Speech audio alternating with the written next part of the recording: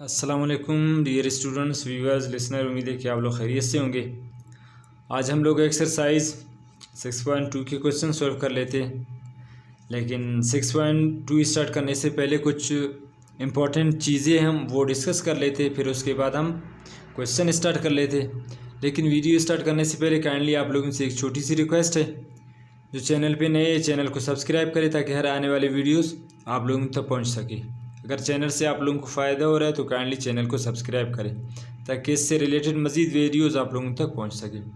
तो exercise 6.2 start करने से पहले कुछ इंपॉर्टेंट कंसेप्ट्स हैं, हम उनको डिस्कस कर लेते, फिर उसके बाद हम एक्सरसाइज की तरफ आते। तो कुछ यहाँ पे बेसिक चीज़ें हम उनको डिस्कस कर लेते हैं। अब यहाँ पे पहला हमारे पास एक चीज़ है प्रॉफिट और मार्कअप।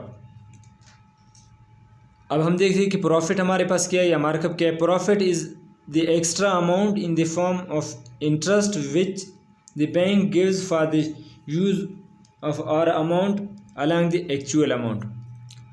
प्रॉफिट और मार्कअप, इसको आप लोग इंटरेस्ट भी बोल सकते हो, सिंपल इंटरेस्ट या सिंपल इंटरेस्ट भी आप लोग इसको बोल सकते हो। इसको इंटरेस्ट भी कहते हैं, प्रॉफिट भी कहते हैं, मार्कअप भी कहते हैं। फ़र्ज़ कर ले आपने कुछ अमाउंट बैंक से लिया है, बारोड किया है, या आपने कुछ अमाउंट बैंक में डिपॉजिट किया है। वो बैंक वाला आपके साथ कुछ एग्रीमेंट कर लेता है। अगर आपने बैंक में डिपॉजिट कर लिया, फ़र्ज़ कर ले 15 लाख, तो 3 इयर्स के बाद आप उसके साथ एग्रीमेंट करते हो कि 3 इयर्स के साथ मैं आपसे अपने पैसे भी लूँगा और इसके साथ साथ 3% इसका मार्कअप रेट या प्रॉफिट या इंटरेस्ट रेट्स आपसे लूँगा। तो हर साल फिर वह आपको 3% दे देगा। 3 साल के बाद फिर जो आपके जितने भी अमाउंट्स बन रहे, जो आपने प्रिंसिपल अमाउंट डिपॉजिट किया है, उसके साथ वो आपको वापस रिटर्न करेगा। असल में प्रॉफिट या जो मार्कअप है ये असल में सूद है। इसको क्या बोलते हैं? इंटरेस्ट बोलते हैं। ये सूद है, बस मुख्तलिफ बुक्स में इसको बड़ा चढ़ा के नाम दे दिया है प्रॉफिट या मार्कअप का। असल में ये सूद है। या बैंक में आप पैसे डिपॉजिट कर लेते हो, बैंक वाला आपको सूद दे देता है 3% या इतना इंटरेस्ट दे देता है। या आप क्या कर लेते हो, बैंक से बारोड कर लेते हो, मतलब लोन ले लेते हो, फिर वो बैंक वाला आपसे सूद ले लेता है। तो इस चीज़ को हम क्या कहते हैं? प्रॉफिट, मार्कअप या इंटरेस्ट रेट। ये हमारे पास वो प्रॉफिट है जो बैंक में या आप डिपॉजिट करते हो या बैंक वाला आपको बारोड कर लेता है, मतलब कुछ अमाउंट लोन दे देता है। फिर उनसे वो आपको क्या कर लेता है, ईयरली % के हिसाब से वो आपसे क्या कर लेता है, इंटरेस्ट ले लेता है। तो वो फिर आपका प्रॉफिट कहलाएगा। मार्कअप और इंटरेस्ट, इस चीज़ को आप प्रॉफिट, मार्कअप और इंटरेस्ट, ये असल में प्रॉफिट है ही नहीं, ये असल में सूद है। बस इसको प्रॉफिट का नाम दे दिया है मुख्तलिफ बुक्स में कि प्रॉफिट है, मार्कअप है। ये असल में इंटरेस्ट है, प्रॉफिट नहीं। ये जो आप अगर इंटरेस्ट रेट वो बैंक वाला आपसे ले रहा है तो ये समझो कि ये आपके ऊपर क्या है, सूद है। तो इस चीज़ को हम क्या कहते हैं? प्रॉफिट कहते हैं या मार्कअप कहते हैं। और इसका फार्मूला हमारे पास ये है, मार्कअप इक्वल है PRT। ये आप इसकी जगह प्रॉफिट भी लिख सकते हो, मार्कअप भी लिख सकते हो, या इंटरेस्ट को हम I से डिनोट करते हैं। ये जो फार्मूला यहाँ पे लिखा है, मार्कअप इक्वल है PRT, इसकी जगह आप प्रॉफिट लिखो या इंटरेस्ट, सिंपल इंटरेस्ट जो कि हमारे पास जिसको हम I से डिनोट कर सकते हैं, आप लोग इसकी जगह I भी लिख सकते हो। ये इक्वल है PRT। P यहाँ पे किस चीज़ को शो करता है? Principal amount. किस चीज़ को शो करेगा? Principal amount. वो अमाउंट या आप बैंक में डिपॉजिट करोगे या आप बैंक से बारोड करोगे, मतलब कि लोन लोगे, वो आपका प्रिंसिपल अमाउंट कहलाएगा। फिर R यहाँ पे क्या कहलाएगा? आपका मार्कअप रेट या इंटरेस्ट रेट या प्रॉफिट रेट। देखो ये मार्कअप, प्रॉफिट, इंटरेस्ट। R यहाँ पे आपका क्या कहलाएगा? मार्कअप रेट यहाँ पे लिखा होगा, या इंटरेस्ट रेट आप लोग बोले या इसको प्रॉफिट रेट बोले। और T आपका टाइम पीरियड शो करेगा जो एनुअली होगा, सालाना होगा। तो ये उसका फार्मूले, क्वेश्चन गिवन होंगे, हम इस फार्मूले से इसको निकालेंगे। अगर हमें मार्कअप निकालना तो यहाँ पे हम PRT लिखेंगे। अगर हमें यहाँ से प्रिंसिपल अमाउंट निकालना हो, यहाँ से प्रिंसिपल अमाउंट निकालना, तो फिर उसको हम कैसे निकालेंगे? उसको भी अब यहाँ पे देखो, उसने प्रिंसिपल अमाउंट को एक्सप्लेन किया, the amount we deposit in the bank is called principal amount. वो अमाउंट जो कि हम बैंक में डिपॉजिट करते हैं या बैंक से हम ले लेते हैं उसको हम क्या कहते हैं, प्रिंसिपल अमाउंट। अगर ये वैसे तो हमारे पास जो फार्मूला ये है मार्कअप इक्वल है PRT। अगर आपको मार्कअप गिवन है, इंटरेस्ट रेट गिवन है और टाइम पीरियड गिवन है तो प्रिंसिपल अमाउंट आप यहाँ से निकाल सकते हो। ये दो चीज़ें यहाँ पे क्या होंगे, डिवाइड होंगी। अगर आपको यहाँ से टाइम पीरियड निकालना होगा तो टाइम पीरियड अगर आपको निकालना हो तो T को इधर छोड़े, बाकी ये PRT यहाँ पे डिवाइड हो जाएंगे, markup divided by P into R। अगर टाइम पीरियड गिवन नहीं है तो इस फार्मूले से निकालो, अगर प्रिंसिपल अमाउंट गिवन नहीं है तो यहाँ से, अगर मार्कअप आपके पास गिवन नहीं है तो आप इस फार्मूले से इसको निकाल सकते हो। उम्मीद है कि आप लोगों को कॉन्सेप्ट समझ आ गया होगा। अगर फिर आपको इंटरेस्ट रेट निकालना होगा, अगर आपको इंटरेस्ट रेट देखो, अगर मार्कअप आपके पास गिवन है, प्रिंसिपल अमाउंट गिवन है, टाइम पीरियड गिवन है, अगर आप इंटरेस्ट रेट निकालोगे तो फिर यहाँ पे सिर्फ R को इधर ही रखें, बाकी ये PT को आप यहाँ पे मार्कअप के साथ डिवाइड करें, M divided by P multiply by T। अगर मार्कअप गिवन नहीं है तो यहाँ से आप निकालें, अगर प्रिंसिपल अमाउंट गिवन नहीं है तो ये फार्मूला आप यूज़ करोगे, अगर टाइम पीरियड गिवन नहीं है तो आप ये फार्मूला यूज़ करोगे, T इक्वल होगा M डिवाइडेड बाय PR। अगर इंटरेस्ट रेट गिवन नहीं है तो आप M डिवाइडेड बाय PT करोगे। तो ये तीन चीज़ें आप आसानी से निकाल सकते हो। उम्मीद है कि आप लोगों को समझ आ गया होगा। अब फर्दर हम चलते हैं आगे, कुछ और भी कंसेप्ट है हम उनको डिस्कस कर लेते हैं। अब एक चीज़ है हमारे पास इंश्योरेंस। इस चीज़ को गौर से आप लोगों ने समझना है कि इंश्योरेंस क्या होता है। Insurance is generally defined as a contract which is also called policy. Insurance एक एग्रीमेंट होता है, कंट्रैक्ट किसी भी कंपनी के साथ होता है, किसी भी डिपार्टमेंट के साथ होता है। वो फिर क्या कर लेता है, कुछ टाइम पीरियड के बाद आपको कुछ कैपिटल अमाउंट वो रिटर्न कर लेते, फिर वो मंथली आपसे कुछ पैसे आप क्या करोगे, उस कंपनी के साथ डिपॉजिट करोगे। जो ही आपको इंश्योरेंस की ज़रूरत पड़ा फिर वो आपको वापस, वो पैसे आपको वापस करेगा। फ़र्ज़ करें 20 लाख आप लेना है या 15 लाख, तो उनके लिए आप मंथली कुछ अमाउंट या ईयरली आप उनके लिए पे करोगे। तो फिर जब आपको ये इंश्योरेंस की ज़रूरत हुआ तो ये जो कंपनी है जिसके साथ आपने कॉन्ट्रैक्ट किया है वो आपको दोबारा वापस पे करेगा। अब यहाँ पे देखो, insurance is generally defined as a contract which also called policy. ये एक एग्रीमेंट होता है किसी भी कंपनी के साथ। आप लोगों ने देखा होगा लाइफ इंश्योरेंस, हेल्थ इंश्योरेंस, जो हेल्थ वाले दे देते हैं आपको, लाइफ इंश्योरेंस है, फिर इसी तरह व्हीकल इंश्योरेंस है। तो इंश्योरेंस के हमारे पास दो टाइप्स है। अब इसको हम फर्दर डिस्कस करते हैं। An insurance policy is a contract in which an individual or an organization gets financial protection and compensation for any damage by the insurer of the insurance company. There are many types of insurance including health insurance, life insurance and property. अब यहाँ पे सिर्फ generally दो चीज़ें, एक life insurance है, एक vehicle insurance है। हेल्थ इंश्योरेंस भी इस तरह, जब आपको फ़र्ज़ कर ले हेल्थ की इशू होगा तो वो हेल्थ वाले जिस कंपनी के साथ आपने कॉन्ट्रैक्ट किया है वो आपको इंश्योरेंस दे देंगे, आप अपना इलाज वगैरह करोगे। अगर इसी तरह लाइफ इंश्योरेंस है, फ़र्ज़ कर ले कोई भी पर्सन है वो डिसीज़ होता है, मैं इसको यहाँ पे आगे डिस्कस कर लेता हूँ। लाइफ इंश्योरेंस में, life insurance is a contract in which the heirs या recipients is paid a fix amount of money by the insurer after the death or at the time of maturity of policy of the insured.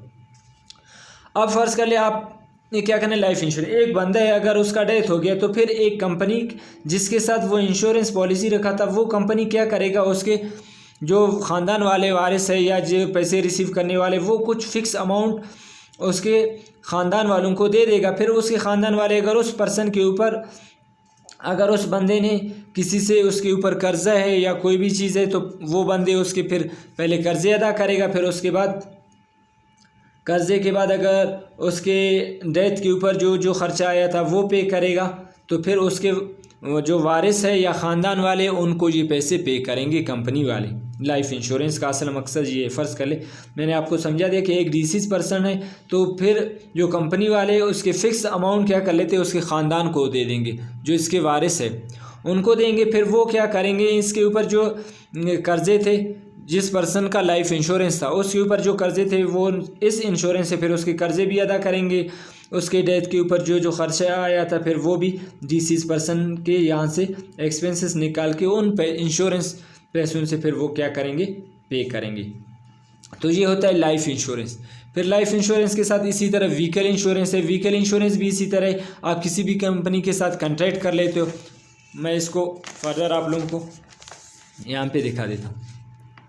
अब देखो फ़र्ज़ कर ले vehicle insurance है। Vehicle insurance का क्या मतलब है? Vehicle insurance covers all the vehicles running on the road. This insurance is for giving protection against any physical damage और bodily injury that the vehicles suffer from recklessness or accidents। अब vehicle insurance भी इसी तरह आप किसी company के साथ क्या कर लेते हो, कॉन्ट्रैक्ट कर लेते हो या एक पॉलिसी अपनाते हो, तो फिर वो क्या कर लेते हैं, आपका अगर खुदा ना खास्ता व्हीकल को कुछ डैमेज हो गया या एक्सीडेंट हो गया, फिर वो कंपनी वाले क्या करेंगे, आपको इंश्योरेंस, व्हीकल इंश्योरेंस देंगे, आप उससे वो डैमेज क्या करोगे, रिपेयर वगैरह करोगे। तो ये हमारे पास क्या होता है, व्हीकल इंश्योरेंस। अब लाइफ इंश्योरेंस का यहाँ पे एक एग्जांपल है, कह रहा है Abid has a life insurance policy. Abid का जो लाइफ इंश्योरेंस पॉलिसी कितना है, वो 10 लाख है। He pays premium to the insurance company at the rate of 3% every year. What is the size of premium paid by the.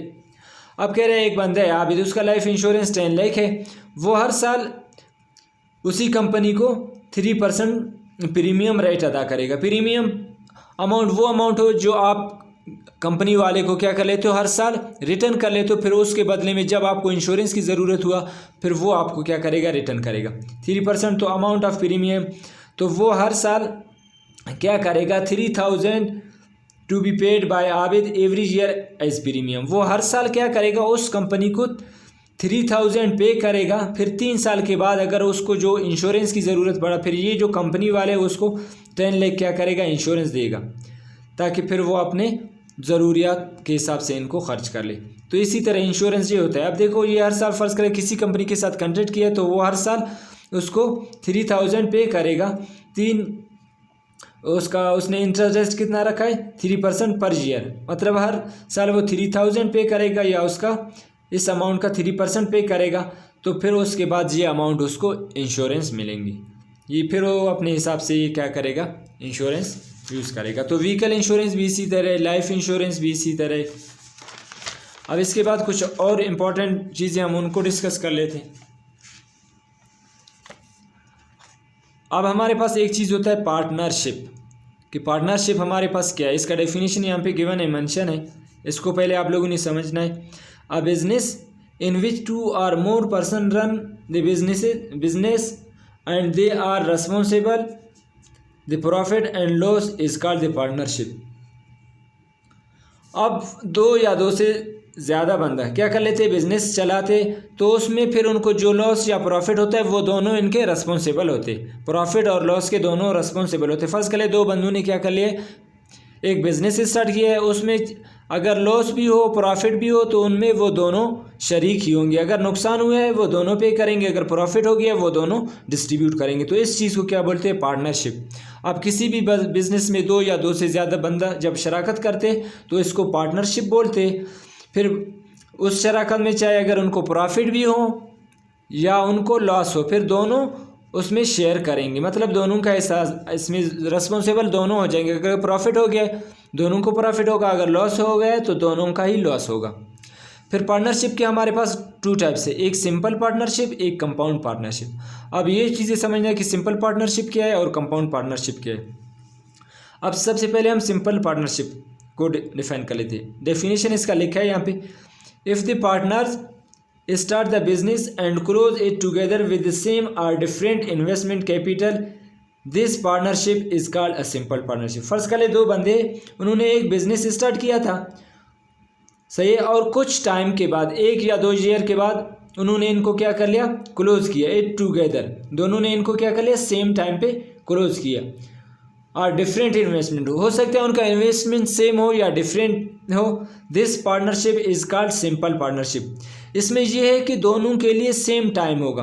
फ़र्ज़ कर ले एक मसला नहीं है, फ़र्ज़ कर ले एक ने 15,000 डिपॉजिट किया और दूसरे ने कितना 20,000 डिपॉजिट किए, लेकिन इसमें सिंपल पार्टनरशिप में कंडीशन ये है कि टाइम सेम हो। क्या हो, टाइम सेम हो। इसमें सेम टाइम के लिए सिंपल पार्टनरशिप में क्या होता है, टाइम सेम होता है, सेम टाइम के लिए वो डिपॉजिट कर लेते हैं। फ़र्ज़ कर ले 2 ईयर्स है 3 ईयर्स है, उसके बाद वो जब अपना ये बिज़नेस क्लोज करेंगे, फिर उनको जितना भी प्रॉफिट्स हो गया वो अपने इन्वेस्टमेंट के हिसाब से फिर उनको वो प्रॉफिट मिलेगा, उनका शेयर। तो सिंपल पार्टनरशिप हमारे पास क्या होता है, उसमें जब दो बंदे अगर उसमें पार्टनरशिप स्टार्ट करेंगे, एक बिज़नेस स्टार्ट करेंगे, तो उस बिज़नेस को सेम टाइम के लिए वो सेम टाइम में क्लोज करेंगे। उसमें हो सकता है उनके इन्वेस्टमेंट सेम भी हो और उनका इन्वेस्टमेंट डिफरेंट भी हो सकता है, लेकिन टाइम उसमें सेम हो। अगर स्टार्ट किया है फिर 2 साल के बाद उन्होंने क्लोज किया तो दोनों के लिए सेम टाइम हो, तो इसको हम क्या कहते हैं, सिंपल पार्टनरशिप, जिसमें टाइम सेम होता है दोनों इन्वेस्टर के लिए, तो इसको हम सिंपल पार्टनरशिप कहते हैं। अब एक चीज़ होता है compound partnership, if the partner contribute different Capitals for different time periods. अब इसमें क्या है, डिफरेंट टाइम पीरियड। अगर जो पार्टनर ने डिफरेंट कैपिटल इन्वेस्ट किया है, मतलब डिफरेंट अमाउंट इन्वेस्ट किया है, फिर उस टाइम उसमें कंपाउंड इंटरेस्ट में क्या होगा, डिफरेंट होगा। फर्ज कर ले एक ने 1 साल के लिए, दूसरे ने 6 महीने के लिए, तीसरे ने फिर क्या किया 2 ईयर्स के लिए। इसमें इस तरह होता है, और एटलीस्ट 1 पार्टनर कंट्रीब्यूट 2 और मोर कैपिटल। इसमें यह भी हो सकता है कि एक पार्टनर 2 या 2 से ज़्यादा कैपिटल उसमें इन्वेस्ट कर सकता है for different time periods. Then this partnership is called compound partnership. फिर इस पार्टनरशिप को हम क्या कहते हैं, कंपाउंड पार्टनरशिप, जिसमें टाइम पीरियड डिफरेंट हो। मसला नहीं है इन्वेस्टमेंट डिफरेंट हो, उसका कोई इशू नहीं, लेकिन टाइम पीरियड जिसमें डिफरेंट होगा, डिफरेंट टाइम पीरियड के लिए हो सकता है उसमें सेम बंदा 2 से ज़्यादा कैपिटल, 2 या 2 से ज़्यादा कैपिटल क्या कर ले, इन्वेस्ट कर ले, लेकिन डिफरेंट टाइम पीरियड्स के लिए। इसमें कंडीशन ये है कि टाइम पीरियड जब डिफरेंट होगा तो फिर उसको क्या कहेंगे, कंपाउंड पार्टनरशिप। फिर बाद में अगर इनको जो प्रॉफिट या लॉस हो गया, फिर वो अपने रेशो के हिसाब से उनको प्रॉफिट भी मिलेगा और उनको लॉस भी मिलेगा। फिर यहाँ पे फिर क्या होगा, उनका रेशो निकालेंगे, फिर उनके रेशो के हिसाब से अगर प्रॉफिट हो गया प्रॉफिट मिलेगा, लॉस हो गया लॉस मिलेगा। चाहे जितना टाइम के लिए किया है फिर उतने ही टाइम का रेशो उसको मिलेगा। उम्मीद है कि कंपाउंड पार्टनरशिप भी आप लोगों को समझ आ गया होगा। अब एक चीज़ है हमारे पास इनहेरिटेंस, मैं इसको थोड़ा जूम कर लेता हूँ। इनहेरिटेंस, अब इस चीज़ को आप लोगों ने समझना है। इनहेरिटेंस किस चीज़ को कहते हैं, inheritance is basically the transfer of the deceased person property to the living person along with any other transferable rights. Inheritance has a different meaning in Islam. अब देखो एक चीज़ होता है inheritance, according to Islamic law, फ़र्ज़ कर ले कोई भी बंदा डिसीज़ होता है, फौत कर लेता है, फिर इस्लामिक लॉ के मुताबिक जो बंदा फौत शुदा है उसमें उसके प्रॉपर्टी में जितने भी पैसे हैं या उसके जितने भी जायदाद है, फिर वो उनके ख़ानदान के हवाले, मतलब जिसका ब्लड रिलेशन जिसके साथ है वो उनके हवाले उनको कर लेते। उसमें सबसे पहले उसका क्या आता है, वाइफ आते, फिर उसके बाद उसके बच्चे आते हैं। अभी इस्लाम में फिर क्या होता है, according to Islamic law of Sharia, जो डिसीज पर्सन है, फौत शुदा है, सबसे पहले उसका जो प्रॉपर्टी है या जो उसका बिजनेस था, जो जितना भी वेल्थ था, सबसे पहले उस बंदे के जनाजे पे ऊपर पहला क्या है, payment of funeral Periyar expenses, जो जनाजे के ऊपर उसके जो एक्सपेंसेस या उसके खर्चे होंगे पहले उसके प्रॉपर्टी से वो पे करेंगे। उसके बाद वो जो डिसीज पर्सन है payment of his or her debts, फिर उसके बाद वो डिसीज पर्सन है चाहे मर्द है या औरत है, सही है, फिर उसका अगर प्रॉपर्टी है तो उससे फिर क्या कर लेते, उसके कर्जों को अदा किए जाते। फिर तीसरे क्या करते, execution of his or her will, फिर उसके बाद इसके जो वाइफ है या उसके बच्चे हैं, फिर उसमें क्या कर लेते, इनको डिस्ट्रीब्यूट कर लेते, जो भी बाकी अमाउंट रह जाएगा फिर उसके बच्चे बीवी उनमें फिर क्या कर लेते, ये तकसीम कर देते। तो इस्लामिक लॉ ऑफ शरीयत के मुताबिक इनहेरिटेंस जो विरासत है किसी भी बंदे का, अगर वो फौत हो गया है, इस्लामिक शरीयत के लॉ के मुताबिक सबसे पहले उसके जनाजे के ऊपर जो भी खर्चा आएगा उसको पे करना होगा। फिर उसके बाद जो डिसीज पर्सन है उसके जो कर्जे अदा किए जाएंगे, फिर उसके बाद जो अमाउंट बचेंगे वो उसको डिस्ट्रीब्यूट करेंगे उसके बीवी बच्चों में।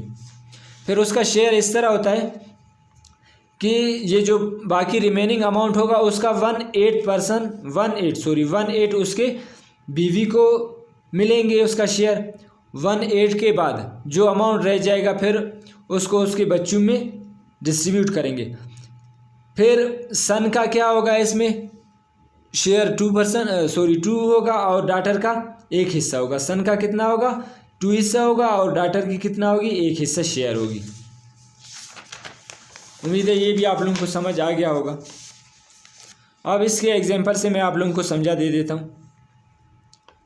यहाँ पे एक एग्जांपल है, Aamir left a property 18 lakh, calculate the share of his 3 daughters if her wife already died, also find the share for each daughter. अगर वाइफ नहीं है उसकी तो फिर वो उसके बच्चों पे उसकी शेयर क्या करेंगे, डिस्ट्रीब्यूट करेंगे। अगर जिसमें वाइफ है उसके बच्चे भी है और बच्चियां भी है, इस एग्जांपल को हम देखते थे। If deceased person left a widow, a son and 2 daughters। कह रहे हैं एक डिसीज पर्सन है, उसके एक बीवी है, एक सन है और उसके 2 डाटर है। उसके जो अमाउंट है प्रॉपर्टी के कितने है, 1 10 100,000 10,000 लाख 10 लाख 44 लाख है उसके, सॉरी 4,40,000 है। 1 10 100,000 10,000 लाख 10 लाख 44 लाख है। अगर 44 लाख उसके प्रॉपर्टी है तो सबसे पहले इस बंदे के क्या होगा, इसके ऊपर अगर फ्यूनरल जनाजे पे जितना भी खर्चा होगा कफन दफन करवाने में, सबसे पहले इन पैसों से उन एक्सपेंसन को अदा किया जाएगा। फिर उसके बाद अगर इस बंदे के ऊपर, ये जो डिसीज पर्सन है, इस बंदे ने किसी से कर्ज़ा लिया है, इन पैसों से उसके कर्ज़े अदा किए जाएंगे।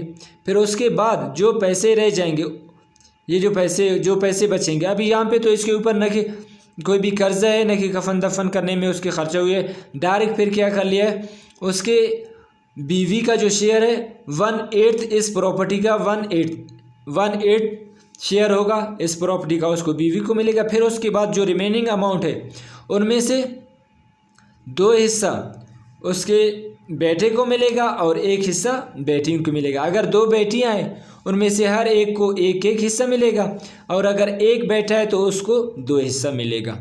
तो इस्लामिक लॉ ऑफ शरिया में इनहेरिटेंस को ऐसे निकालते हैं। जब हम क्वेश्चन करेंगे तो आप लोगों को ये समझ आ जाएगा आसानी से।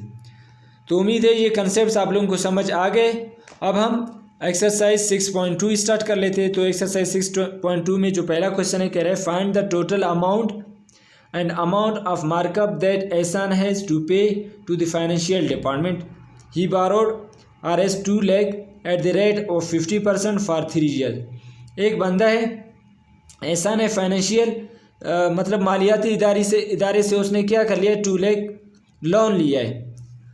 इतना 50% फॉर 3 years, मतलब 3 साल के लिए वो हर साल 50% इसका क्या करेगा, पे करेगा 3 साल तक। फिर 3 साल के बाद इसको 50% रिटर्न करना ही होगा। तो इसमें हमें क्या निकालना है, मार्कअप निकालना है या प्रॉफिट निकालना है। तो ये सारी चीज़ें मैंने आप लोगों को समझा दिया, मार्कअप, प्रॉफिट या इंटरेस्ट, ये चीज़ें आप लोगों को समझा दिया। अब हम क्वेश्चन को डिस्कस कर लेते हैं। क्वेश्चन 1 है, क्वेश्चन 1 हम डिस्कस कर लेते हैं। यहाँ पे क्वेश्चन 1 हम लोगों ने लिखा है। अब इसका सबसे पहले सोल्यूशन लिख लेते हैं कि इसमें क्या चीज़ें। एक बंदा है, उसने मालियाती इदारे से 2 लाख बारो किया है, लोन लिया है 3 years के लिए और इंटरेस्ट रेट या मार्कअप रेट, प्रॉफिट रेट कितना है, 50% है। तो इसके हमें क्या करना है, प्रिंसिपल इंटरेस्ट रेट या प्रॉफिट हमें क्या करना है, यहाँ से निकालना है। अमाउंट ऑफ मार्कअप या अमाउंट ऑफ प्रॉफिट या अमाउंट ऑफ इंटरेस्ट। सबसे पहले हम यहाँ से सोल्यूशन लिखेंगे, फिर जो डेटा गिवन है हम उस डेटा को लिखेंगे। यहाँ पे सबसे पहले जो प्रिंसिपल अमाउंट है, मैंने अगर आप लोगों को समझा दिया, अगर याद हो, प्रिंसिपल अमाउंट वो अमाउंट होता है जो आप बैंक में डिपॉजिट करते हो या बैंक वालों से लोन ले लेते हो, वो आपका प्रिंसिपल अमाउंट कहलाता है।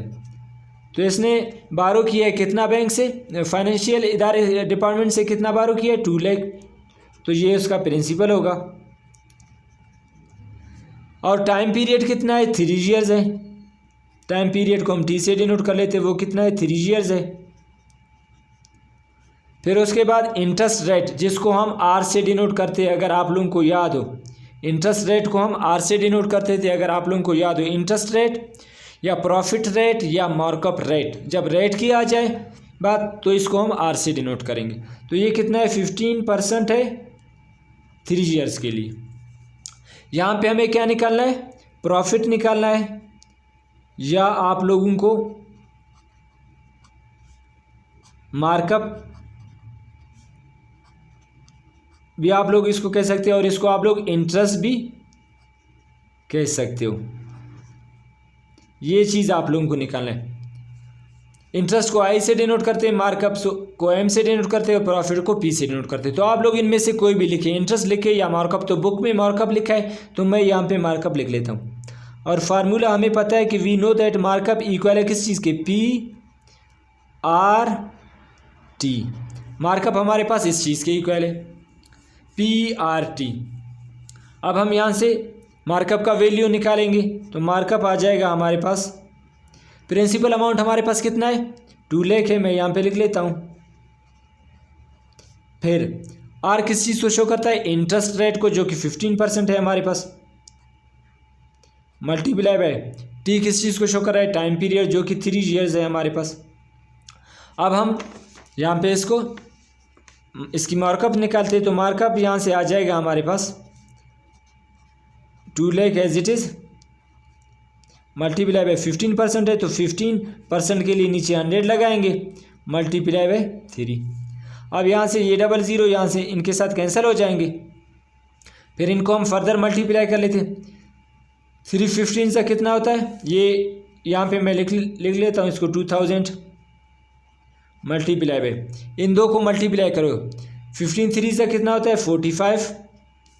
तो आपके पास मार्कअप आ जाएगा यहाँ से। अब देखो 2 को मल्टीप्लाई करो 45 के, 45 2 से कितना होता है 90, और यहाँ पे कितने जीरोज है, 3 जीरोज है, ये इसके साथ लगा लो। तो मार्कअप इसका कितना आ गया, 90,000 इसका 90,000 इसका मार्कअप आ गया। इसका मतलब है कि जिस बंदे ने बैंक से बारो किया था 2 लाख, तो वो क्या करेगा, 3 ईयर के बाद 2 लाख भी वापस रिटर्न करेगा और 90,000 भी वापस रिटर्न करेगा। इसका मतलब है कि वो टोटल कितने पैसे रिटर्न करेगा, 2,90,000 वो दोबारा उस फाइनेंशियल इदारे को रिटर्न करेगा जिससे उसने लिया है। 2 लाख भी लिया था, फिर उसका इंटरेस्ट जो बन रहा है वो हमारे पास, या मार्कअप बन रहा है वो कितना, 90,000 बन रहा है। तो ये पैसे वो वापस क्या करेगा उस मालियाती इदारे को, और उसके साथ साथ 2 लाख भी उसने वापस रिटर्न करना है। ये था हमारे पास क्वेश्चन नंबर 1। अब हम क्वेश्चन नंबर 2 की तरफ चलते। क्वेश्चन 2 का स्टेटमेंट हमारे पास कुछ इस तरह से गिवन है, if Rs 1,50,000 is invested for 2 years and markup is Rs 15,000, find the profit markup rate। Profit rate या मार्कअप रेट हमें निकालना है। एक बंदे ने 1,50,000 इन्वेस्ट किया है 2 ईयर्स के लिए, और इनका जो मार्कअप है वो कितना है, 15,000 है। तो यहाँ से हमें प्रॉफिट या मार्कअप रेट ये निकालना है। तो हम चलते हैं सोल्यूशन की तरफ। सोल्यूशन हम लोगों ने लिख लिया।